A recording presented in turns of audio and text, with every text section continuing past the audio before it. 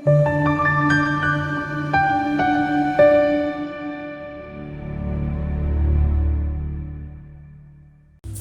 sabuya futhi kwi-channel kama uPastor WeNingi kuyintokozo ukuthi sikhulume nawe kwi-channel. Ngilandele-ke nsuku zonke kuyona kwi-channel la sibheka indaba lamaphupho. Uma ufuna sikuchazele iphupho ngokuphuthumayo uyangafona kunemigomo nomibandela. Imigomo ekhona ethi nje ungangi-WhatsApp. Don't WhatsApp me. Just call me.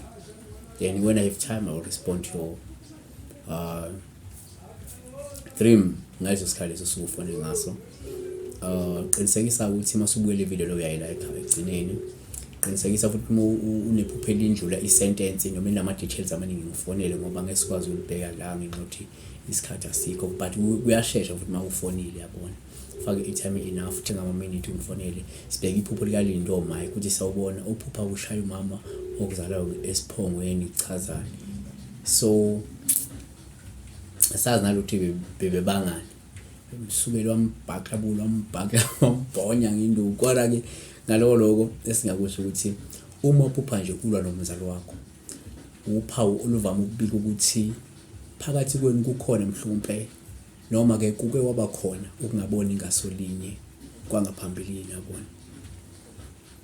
Okwesibili, uma uphupha ulwa nomzali wakho uphawu olungaqwashisa ukuthi hayi man kumele uqaphele ngoba kungase kube nokungaboni ngaselinye okungase kwenzeke phakathi kwakho nomzali wakho yabona noma ke nomunye nje umuntu.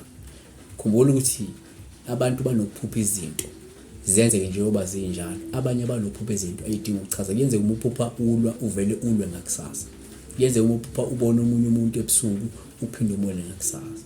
So ingako sithi lephupho lingavela khona uphupha ulwa nomzali wakho lingaveza mhlawumbe into ukuthela nolako nalo wena noma nikena ngabone ngasonye ngaphambilini wena nomama wakho bese lukhomba ke lokho yabona. Okwesithathu singakusho uma uphupha ulwa uphawu lingasho ukuthi umuntu wena onentukuthelo umuntu ogcwele ulaka ngaphakathi nokumele ulithulwe nokumele ulikhiphe. Okanye ke ngisho ukuthi ke wena ubayagadla abathakathi noma agadla abakhunkuli ngezilwane.